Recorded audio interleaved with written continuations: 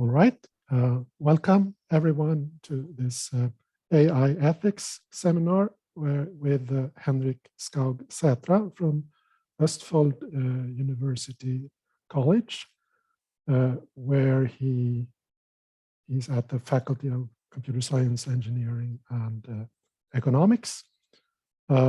He will talk about robotomorphy, and perhaps early on you will actually explain what that term means. Most welcome, Henrik. I leave the word to you. I'll just say beforehand that the way we usually do this is that if you have questions during the talk, you can post them in the chat and I will gather them, and then we'll have a chance to raise them during the Q&A session at the end of the talk.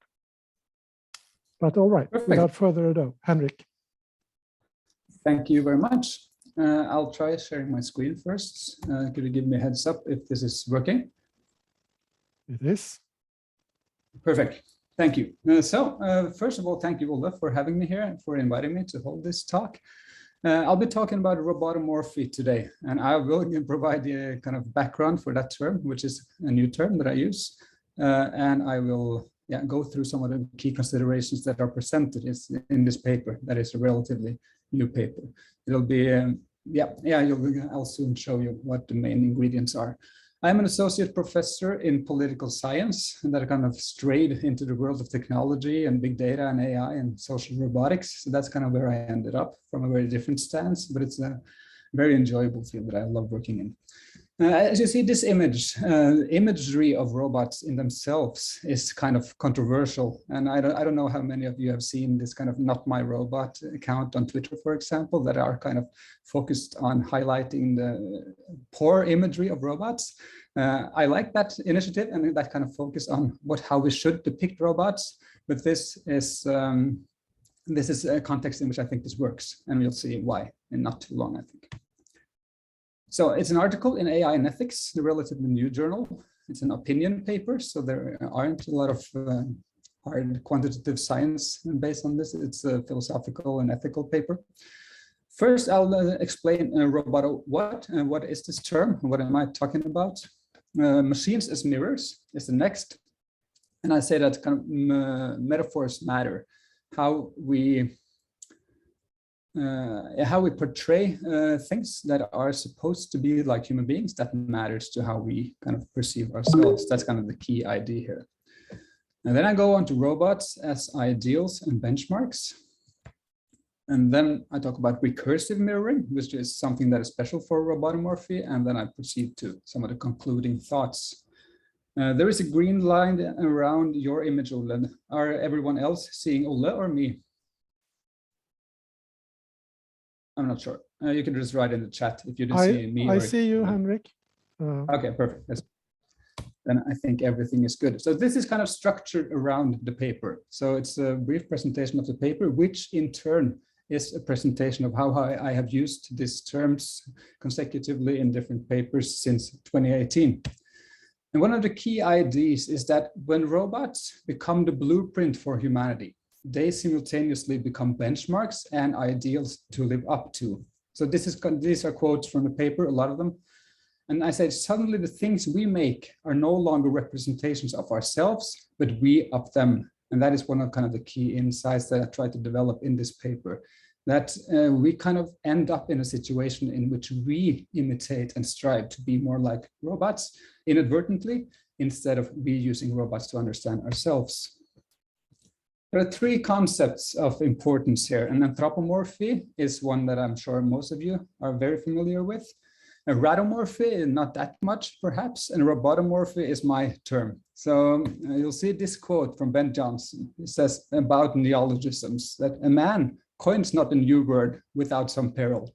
For if it happens to be received, the praise is but moderate. If refused, the scorn is assured. So you can give me my verdict when we finish this talk, whether or not this makes sense as a concept or not. Anyway, the key terms are these. Anthropomorphy deals with how we see ourselves in other things. And this is very simplistic, and I'm sorry about kind of going through a lot of things relatively quickly in this talk, but I'm sure that a lot of the concepts are very familiar with you, so I hope that's okay. So that's kind of the basic idea of anthropomorphism. We see ourselves in other things, robots included. Robotomorphy is a term coined by Arthur Koestler in his The Ghost in the Machine book, in which he says that robotomorphy revolves around how we see rats in ourselves. And this goes to when we study human nature, we often cannot conduct the experiments we want. And if we are inspired by behaviorism and that kind of approach to human beings, we might be inclined to study the behavior of rats, for example, and we see ourselves as sort of similar to them and motivated by the same things and functioning in the same way. And if we do, we might end up seeing ourselves as a kind of rat. And that is something that Arthur Koestler and Maslow and a lot of others have kind of lamented, this kind of approach to human beings. So that is robotomorphy. And the new term, that goes to when we see robots, what happens? And then it deals with kind of how we see these machines and perceive these machines and understand them. And it's a term that is used to describe what occurs when we project the characteristics and capabilities of robots onto ourselves to make sense of the complicated and mysterious beings that we are. So that's kind of the key kind of concept here. So while anthropomorphism emphasizes how people see themselves in other things, robotomorphy is about how we see robots in ourselves. That's kind of the key notion here that we'll get into and explore a bit. Robotomorphy tells the tale of how robots partly shift the rules of the game. And this is again a quote. Rather than humans being tricked into believing that the robots are human, the tables are turned and humans are somehow tricked into believing that they are robots. So that's kind of what I argue here, that this is to a certain extent happening by how we use machines and computational metaphors and robots and a synthetic method to try to understand ourselves. This might lead to us tricking ourselves into thinking that we are similar to the machines we build. And this might have some unfortunate effects, and it might be good in a certain way.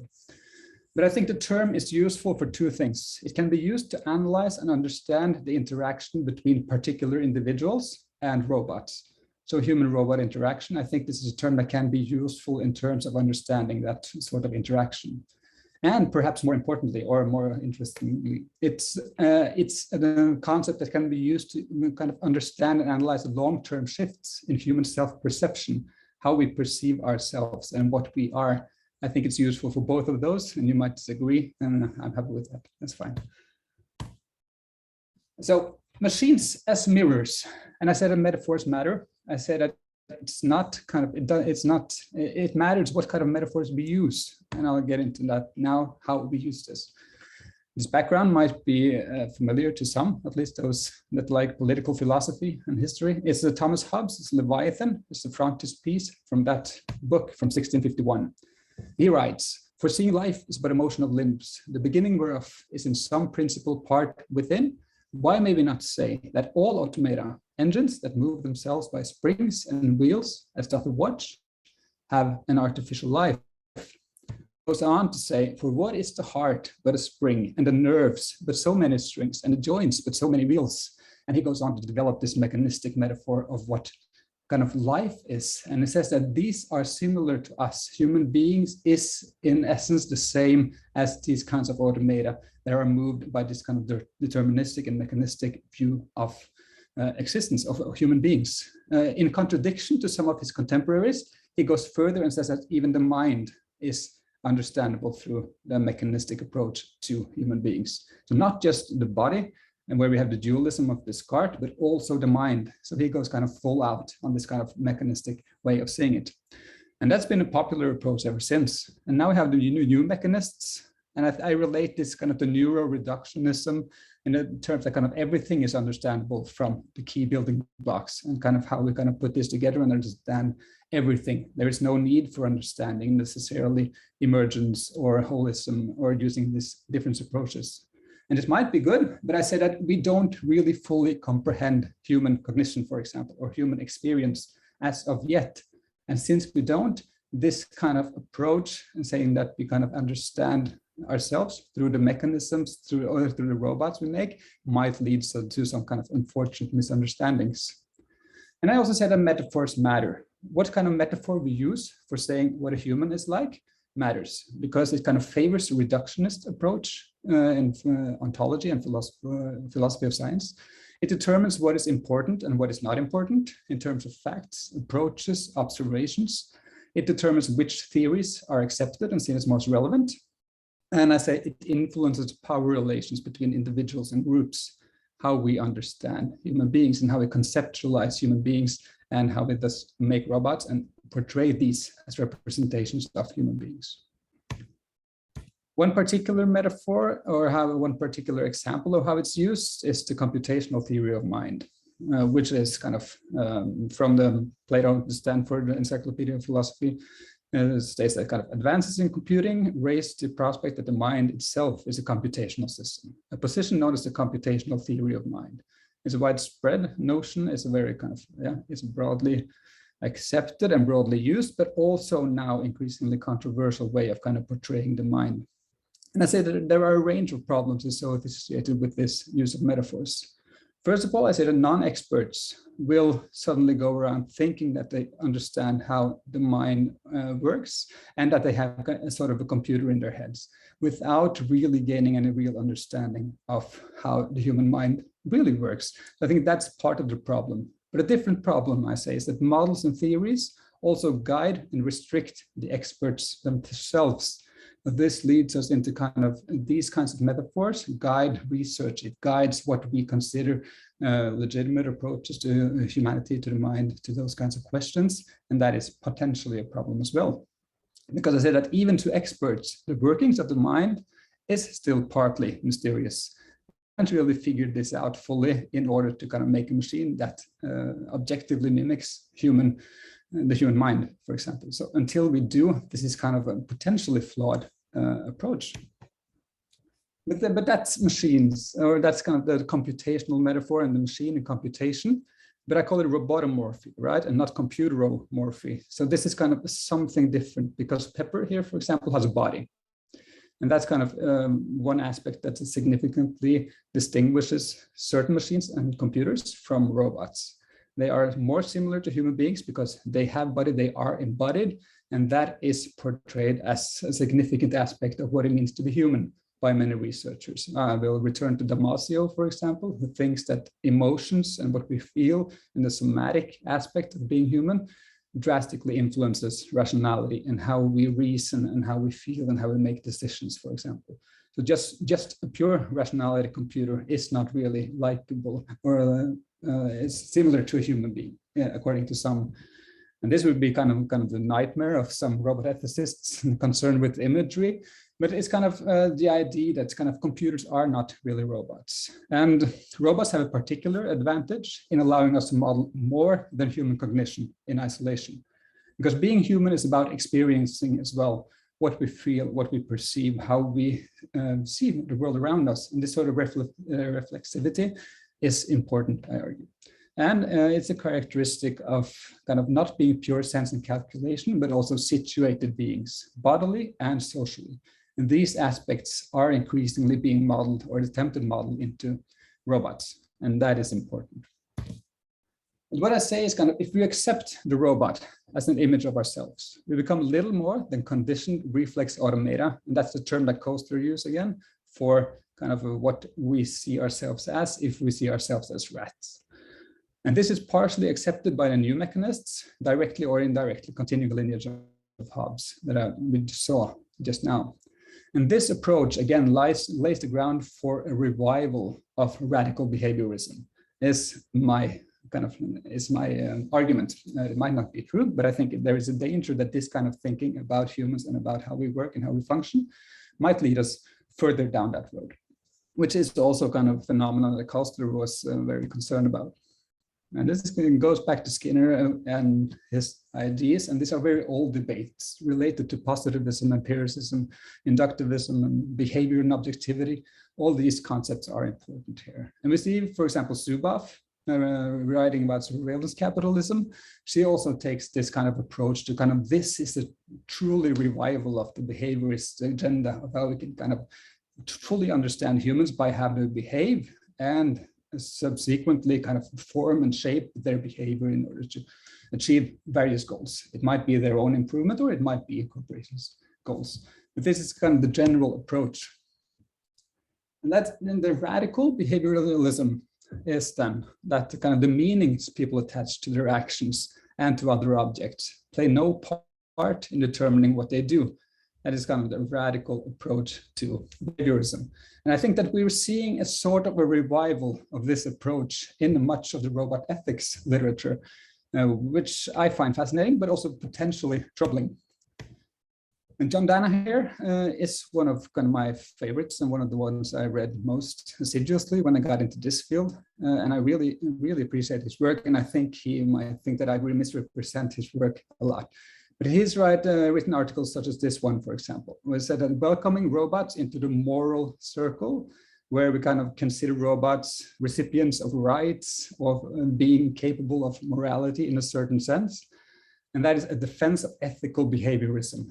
And that is kind of premised on the idea that we can't really access people's minds and we can't really access robots' minds either. So in essence, they are the same.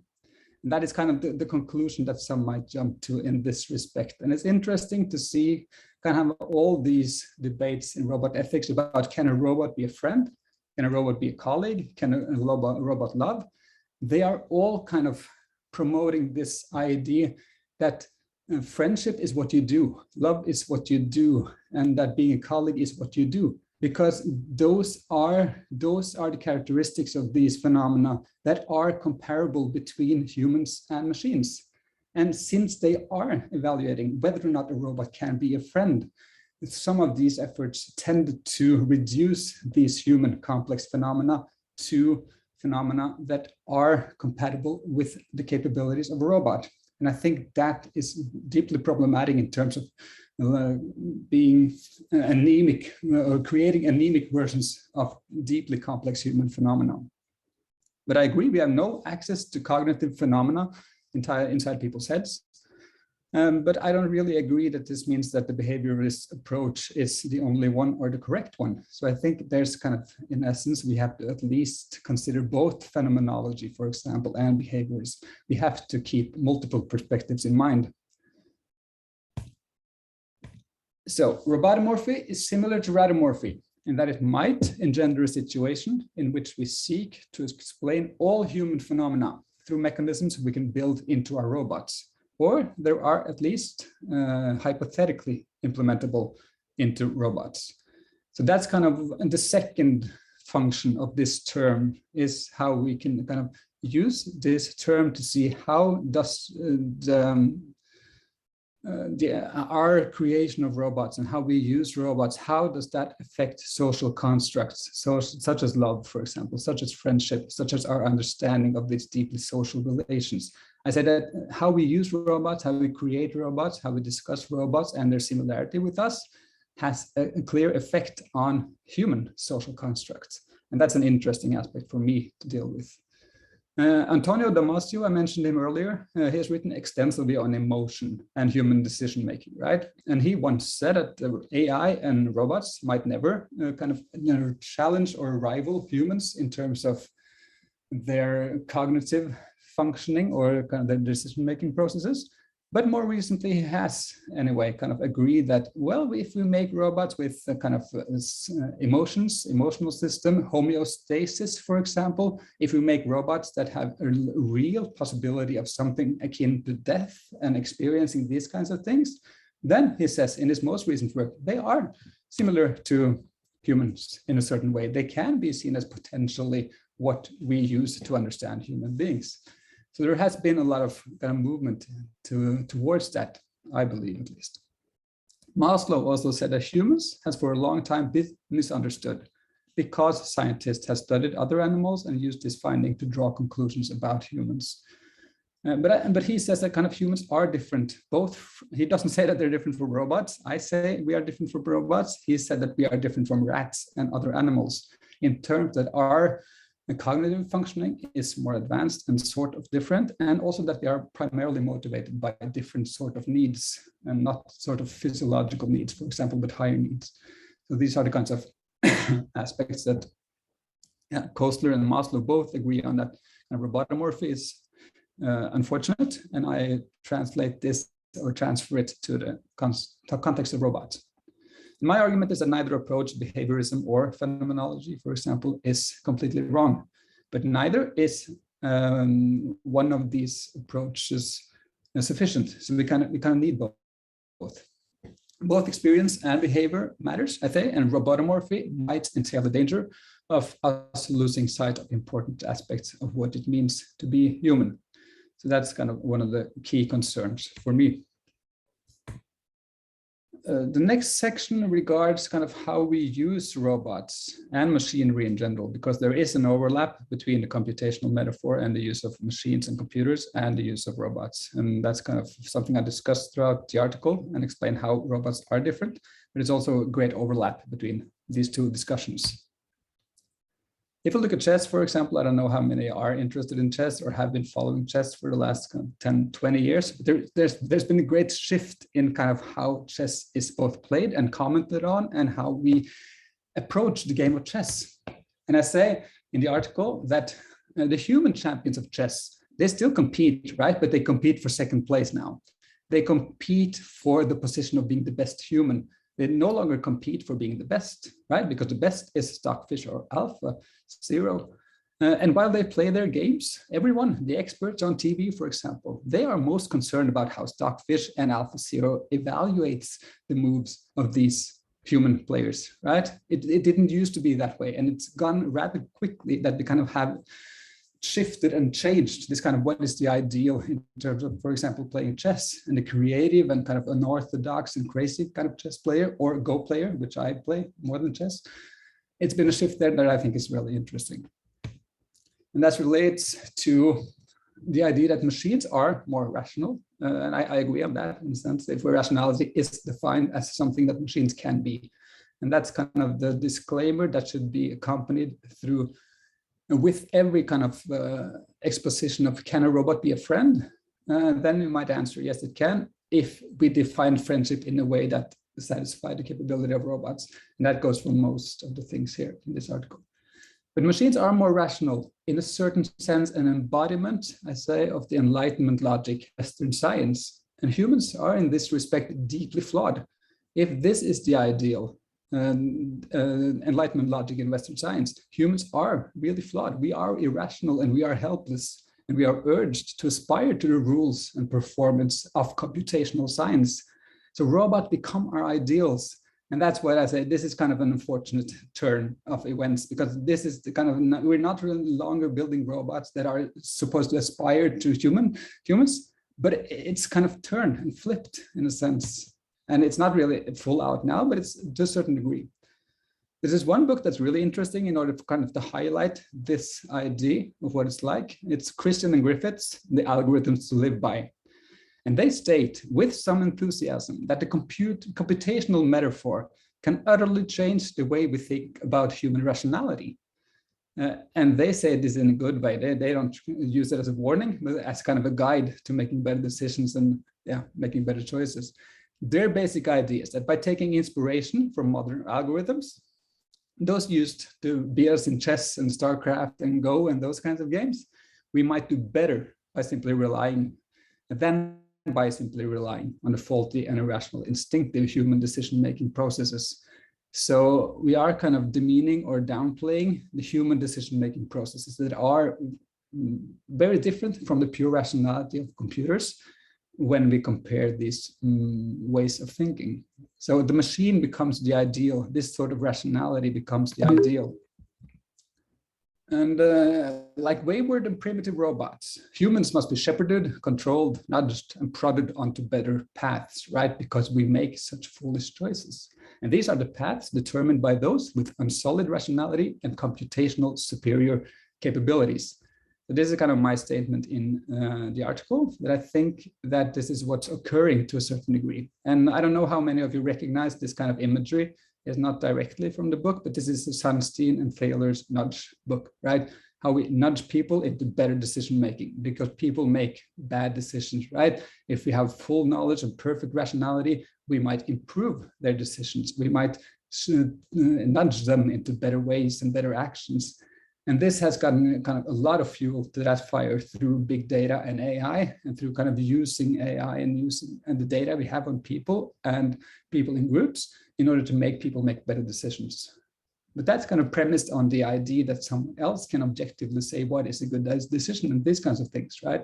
And I think this is connected to the idea that perfect rationality is our ideal and not this kind of emotion and complex decision-making that humans do, which might kind of legitimately be portrayed as a different and fully legitimate way to make decisions that are good as well, if they are perceived as such. So that's kind of the next phase where you kind of nudge humans into making better decisions. So all of a sudden, it's no longer the robot that must live up to human standards. It is we who must live up to the standards of the machines. So that's one of the kind of key ideas in the article. The next aspect of this is that when the stick we measure people by is perfect computation and rationality, all human quirks and idiosyncrasies are flaws to be purged. If we have kind of found this, as in chess, for example, this perfect way to play the game, every deviation from this is a flaw, is something to be eliminated, is something that's in the way of good and proper decision-making and potentially kind of optimal social outcomes if you go to the paternalistic and the state and the policy government level. But it's relatable also for individuals. Because I said that humanity is in a sense a rather motley crew, right? We are a rather diverse bunch, whereas robots eliminate much of this disorder and introduce uniformity, both in outward appearance and in behavior. And you might say, yes, of course, what's wrong with that? But I think that kind of it goes to something a little bit deeper, is how we perceive human variability, how we perceive the different forms of variations between human beings as something acceptable or something cherished even. Is diversity a good thing? Or is it better to kind of find the optimal, similar as one kind of ideal? Because the computers have no sickness or disorders, right? And very rarely do we see machines that represent and normalize individual with the specific challenges, such as syndromes, disorders, sort of challenges of different kinds. A more pedestrian example, perhaps, is the color of machines and their genders. And even here, robots fail, I say, to encompass the kind of human diversity and notions of kind of variability and diversity and inclusion and those kinds of ideals. I think that's kind of challenged as well by robotomorphy, as I believe it's occurring to a certain degree. Because normativity is about the making of normal, the construction of normal, the establishing of what is normal. And I think that robots might affect this to a certain degree. It's not full out, suddenly being in a robot is normal, but this might be slight influences. It's related to power and superiority, I say. So that's why it's important to have this in mind as well. And our machines are increasingly often challenged on their basis with, or kind of on the basis of how they are associated with problematic social hierarchies. And that's kind of worth keeping in mind, at least. And Josh Gellers, for example, has written about how robotomorphy, or not robotomorphy, but AI robots are kind of premised on a notion of a Western way of overviewing science and rights and humanity. And this poses a challenge potentially to alternative ontologies and perspectives that might be worth keeping in mind as well, that our way of thinking and using robots to understand ourselves has certain implications for what matters and not. So it's back to the metaphors matters, again, pretty much. The final aspect before the conclusion is the notion of recursive mirroring. Because I say that robotomorphy is similar to anthropomorphism and radomorphy when it comes to mirroring effects and the constitution of new benchmarks. In that sense, robotomorphy is not really that new, but it is radically different from both when it comes to the recursive nature here. Because I say that anthropomorphism, for example, when we say that we are projecting human characteristics onto things, we don't really assume that this changes the thing itself. even if I assume that this kind of robot lawnmower has feelings or desires, for example, nothing changes in the robot. It's just in my perception of the robot. Similarly, when we study rats to understand human beings, it changes how I see myself, but no one really believes that this changes the rat in any meaningful way, right? The rat remains as it is, unperturbed by our kind of study of it and transposing its characteristics and capabilities to ourselves. But the robots we make are sort of different because they are seen as mirrors of ourselves. And if we take that seriously, sometime in the future, we might kind of get to this point that these machines might themselves be susceptible to the very same process of seeing themselves in us and changing the way they perceive themselves and act by watching us. But that's kind of almost a sci-fi version of robotomorphy. And a more pedestrian version of the recursive mirroring relates to the notion that what we make and what we are co-evolve. And this gives rise to a recursive process in which the mirror mirrors itself and influences both the trajectory for machine development and for human self-perception. So I'm kind of opening this up and saying that it's not really a one-way process in which we make continually improved or more similar robots that kind of more intimately reflect the nature of human beings. It's a two-way process. So it's not just a one-way process. And that, I think, is one of the key contributions. And that in itself is not that revolutionary. I realize that. So that's why I kind of see what's different with this. Some might recognize him. It's McLuhan. Robots are media of sorts. And this is an insight I kind of owe to David Gunkel, who is kind of a big fan of McLuhan, who mentioned this in relation to a different article in which I used this concept. Because I said that robots are media of sorts. Robots are not just neutral channels through which we communicate. They are, in fact, a message. When we make robots, we make and display and put out there a certain message about what we think humanity is.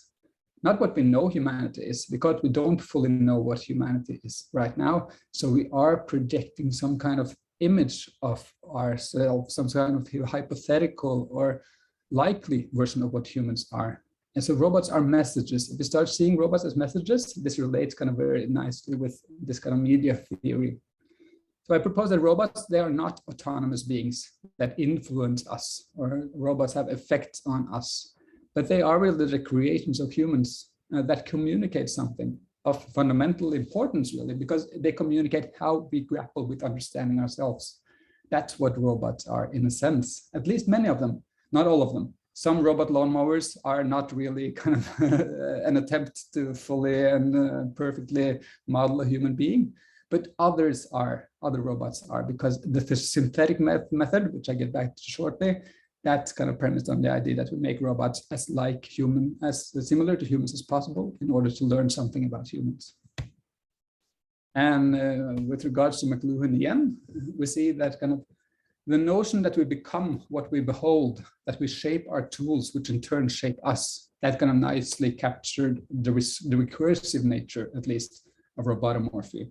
But it's not just that they change us, because robotomorphy explains in a certain sense how they might change us, and specifically when it comes to how we perceive ourselves and how social concepts and social constructions related to sociality and human cognition, for example, and capabilities are shaped. So not just in general, but a more specific version of this kind of way of thinking about it. So it's not random, there is a particular kind of change.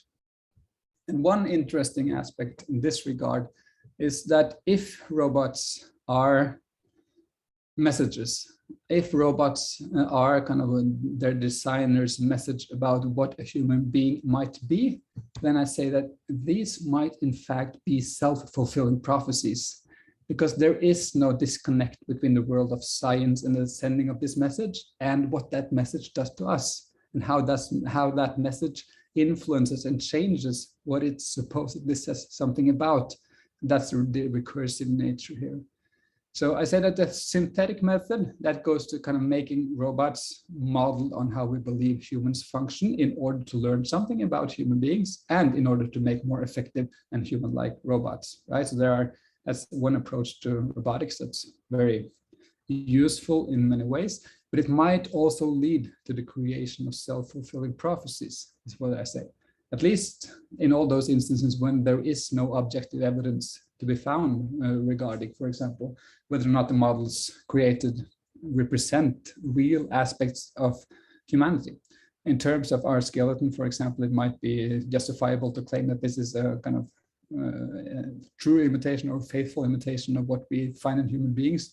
But in terms of the mind, we're still way off. And in terms of kind of our emotional systems, our nervous systems, all these kinds of embodied and situated aspects of being a human, we are very far off from making true representations of human beings and robots as of yet. So when we believe that they are true representations of us, we reduce ourselves, I argue, to something a bit less than we might perhaps be.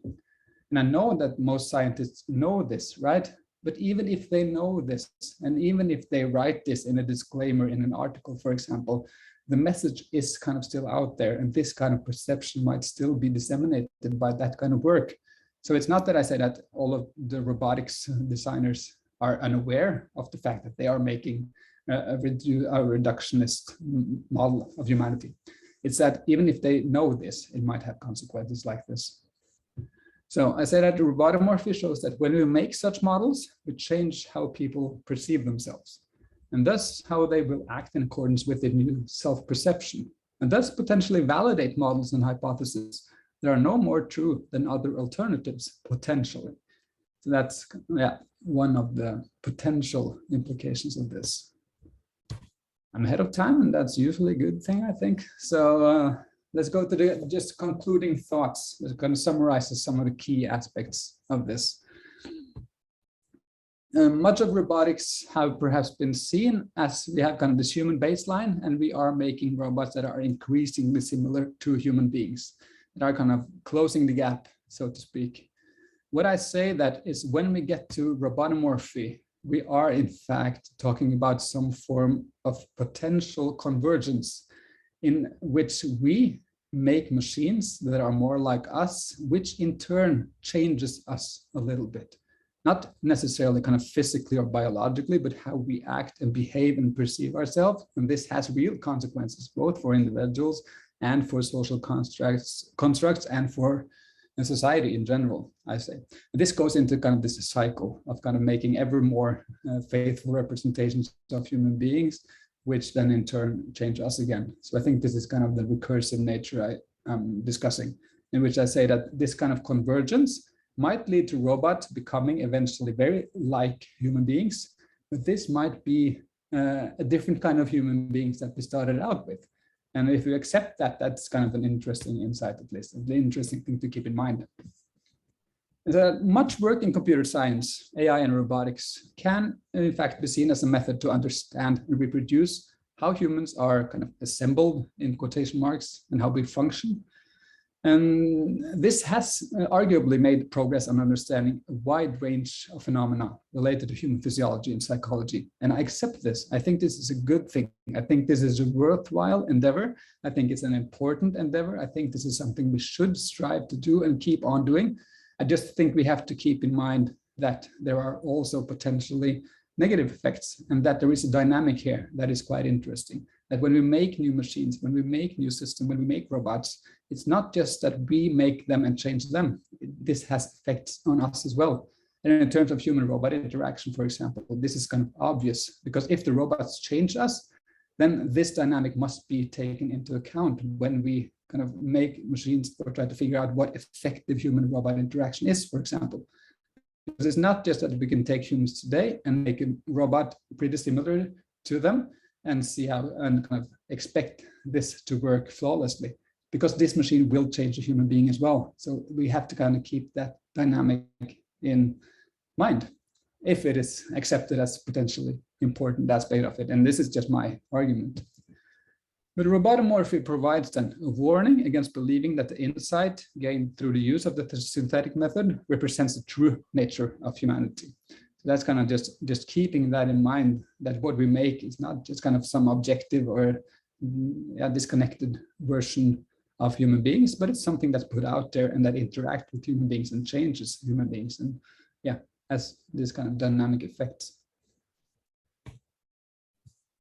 And the final one, I think that is of some importance as well, is that even if the machine metaphor leads us to conceptualize ourselves as robots, and that might be fine. You might like this. You might think that this is a good thing. That's fine with me. This in and of itself does not need not be accompanied with the idea that humans should be treated as such, should be treated as robots, or that robots should be our ideals. I think that's at least an important thing to keep in mind, that even if we think that, yes, the robots are kind of a good conception or a good metaphor or a good mirror image of humanity, that does not necessarily lead us to kind of changing politics in order to nudge people more effectively because we know kind of what they should do, but what they don't do, for example. So I think it's worth keeping that aspect in mind as well, because I think a lot of much neoliberalism and scientific management and nudging and all these kinds of attempts to rationalize and optimize human affairs is kind of connected with this discourse and this kind of robotomorphy, or at least kind of computational ideal and benchmark.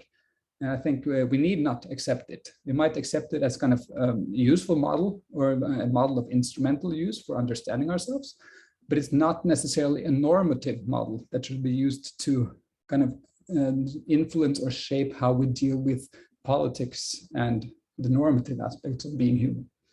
So that's my entire presentation. It feels very rushed, and I'm sorry that it went so fast and went through so many different things.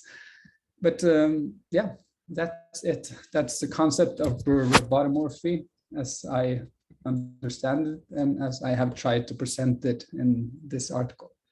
So thank you. Thank you, Henrik.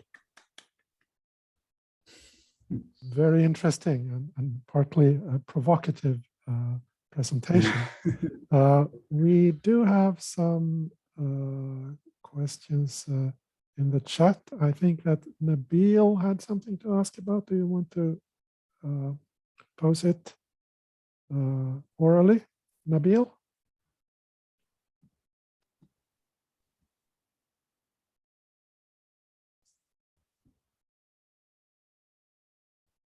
It looks like your microphone is on, but I don't hear anything.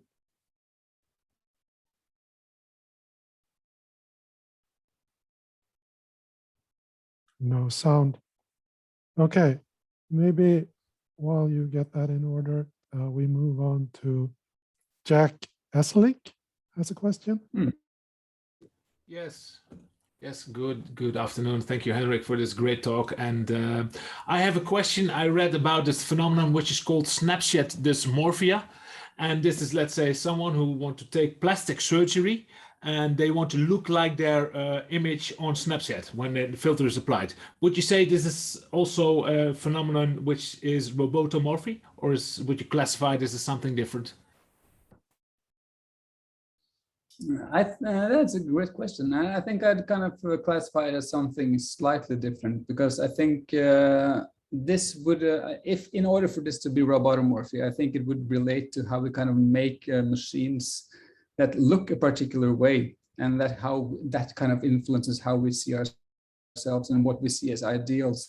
And I don't really think, or the AI version of this is kind of what we're seeing on Snapchat, right? So I agree that this is a very similar phenomenon, but as it's not really related to robots, it's not the same. But I think it's very easy to understand this in a similar sense.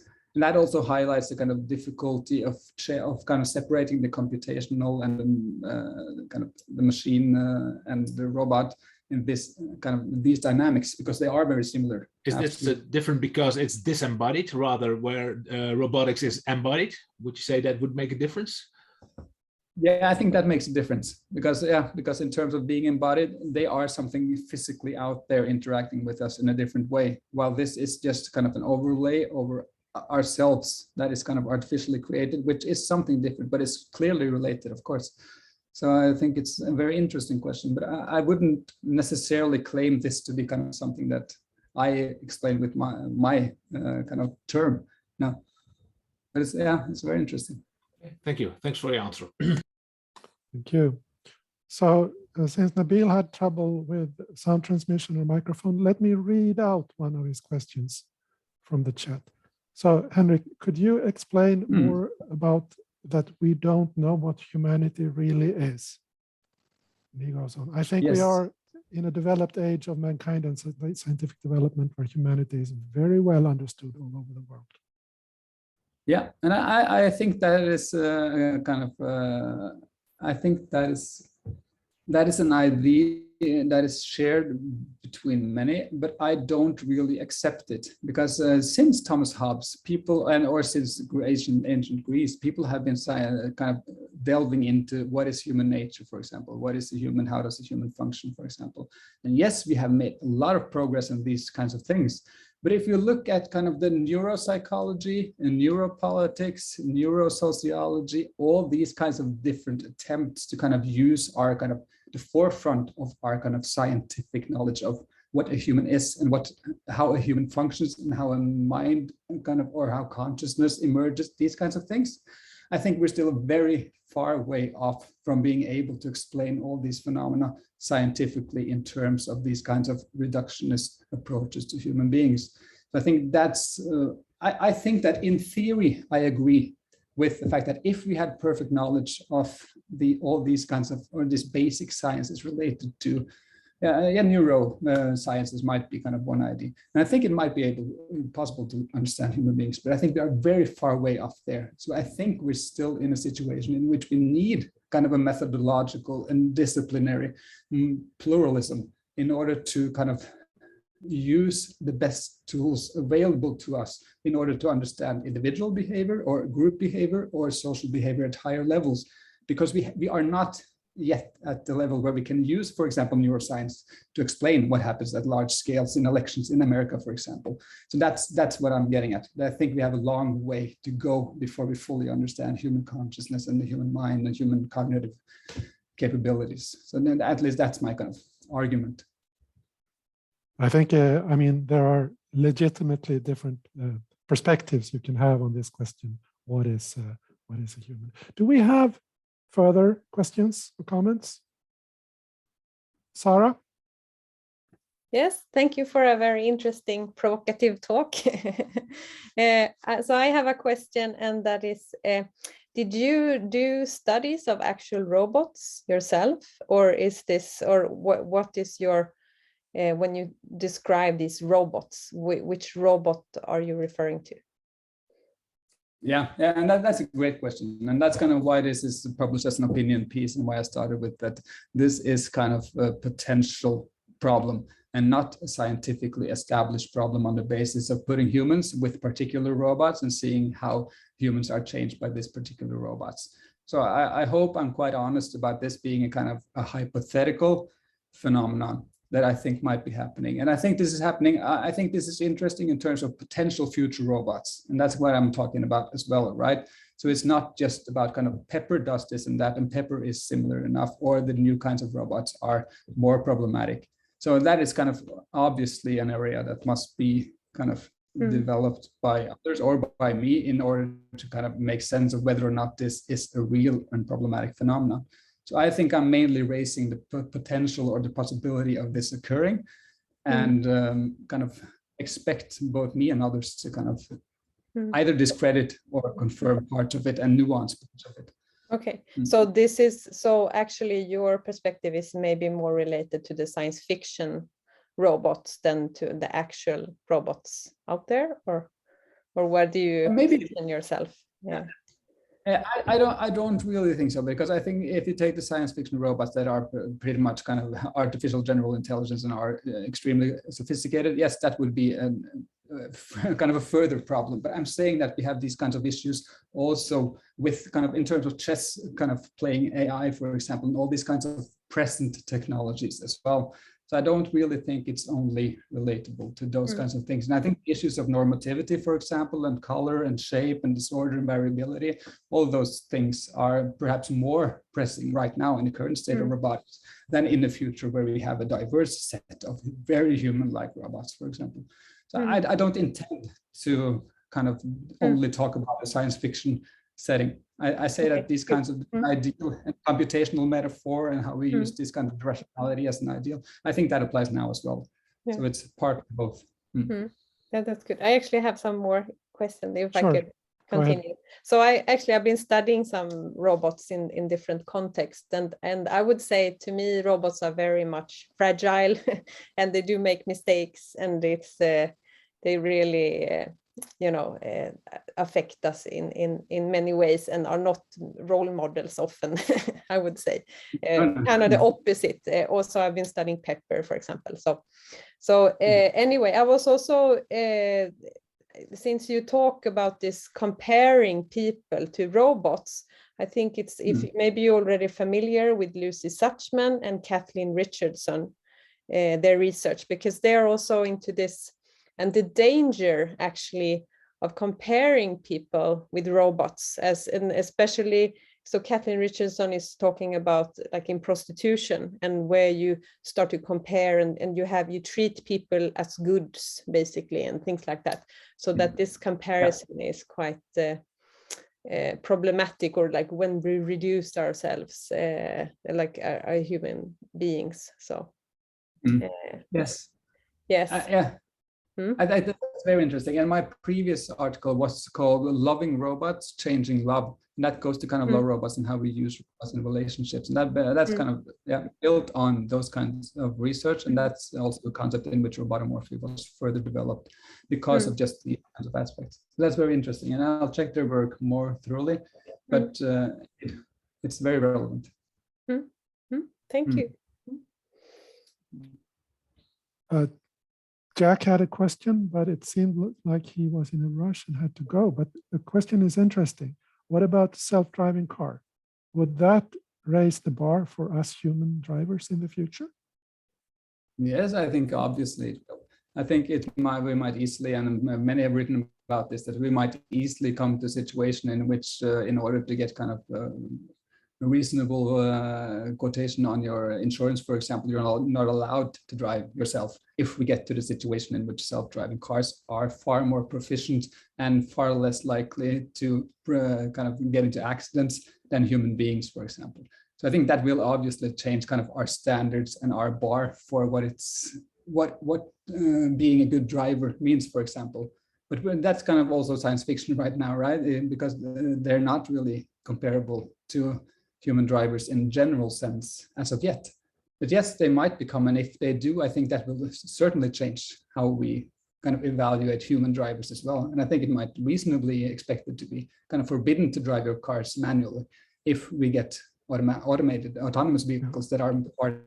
I mean, the term science fiction is sometimes used a bit derogatory in this context, but I do think that it's important that we do not speak only about the 2021 state of the art in robotics, but also think about robots in 2025 and 2030 and 2040 and so on. But about these self-driving cars, let me ask you, is this a development, if it comes about, a development that you fully welcome, or do you have regrets?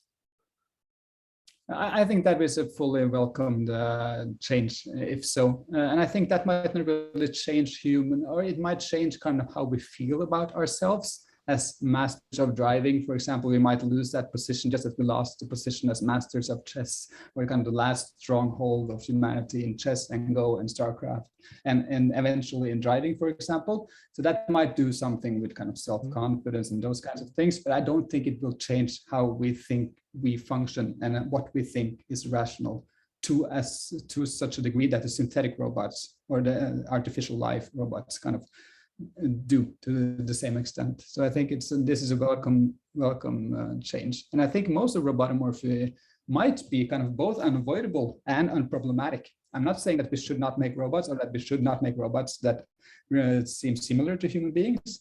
And that's kind of Mafalda's question as well, if I can take that now, because it's kind of what Mafalda, do you want to ask it? Yeah, so we please. Get it on record for our viewers later. Sure. I was wondering, this was stemming from Sarah's questions.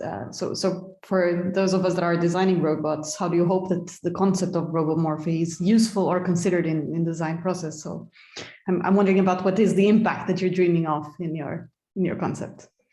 Yeah, it might be just kind of futile dreams. And I don't really have that kind of many illusions about this becoming that influential and will change the world. But I hope it might be influential in kind of how we design systems that will account for the users changing with the system, or kind of the robots, for example, that we design robots in order to kind of preempt or at least account for the fact that how these robots act changes humans as well, not just how they go in and kind of plug and play in a ready-made world. And that's kind of obvious to some, I know, but still it might be important for many kind of systems developments, I think, if we kind of see that this dynamic is kind of understandable in a more precise sense, hopefully, by some of the or some of the kind of ideas there. And I think, secondly, I think it's kind of, hopefully it brings about kind of a rethink in most kind of instances when we start doing a project and design a robot. What are the implicit assumptions about humanity that we build into these robots?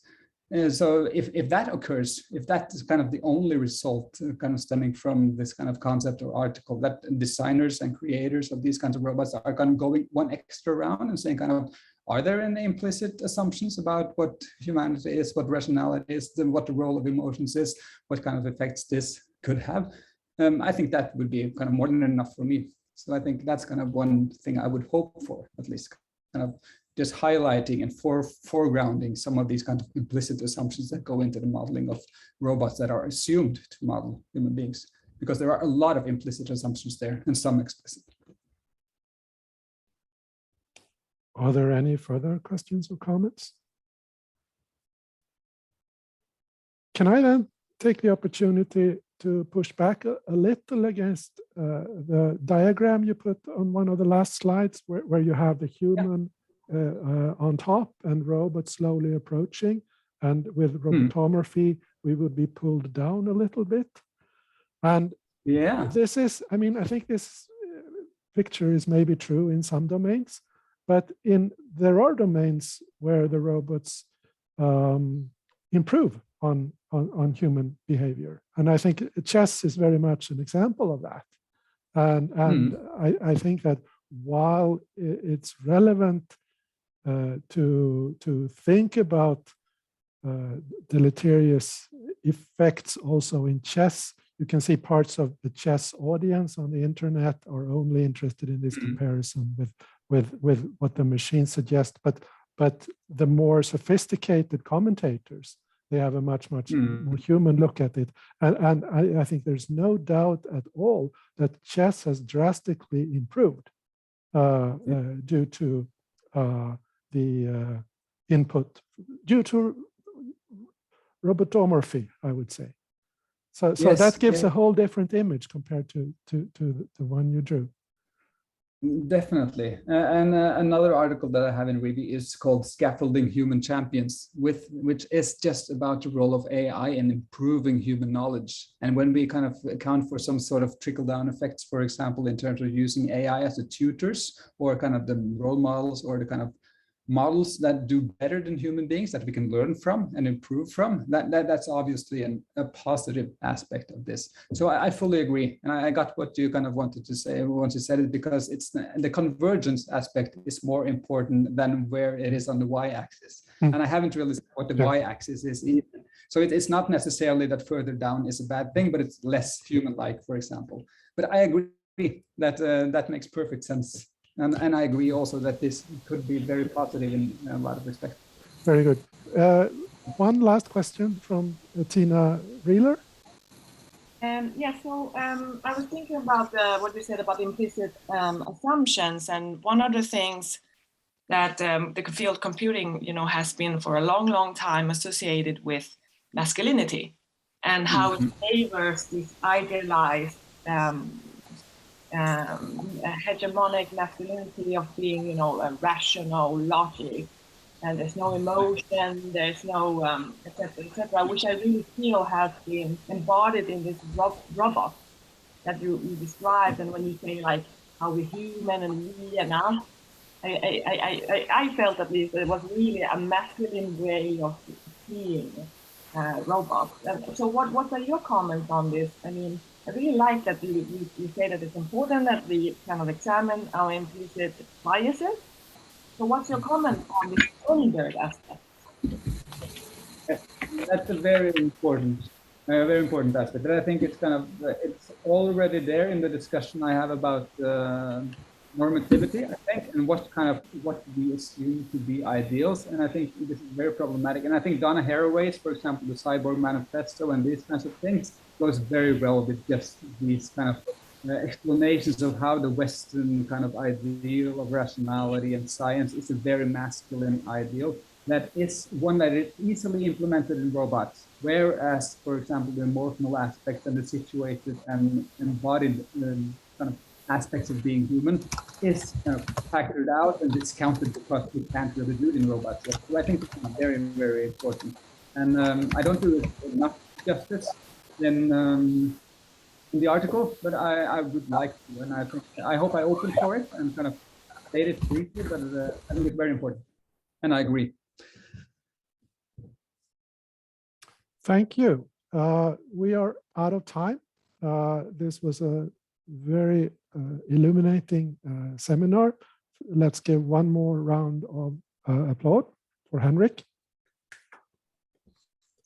And thank you also to the audience for a very stimulating Q&A session. And with that, I close the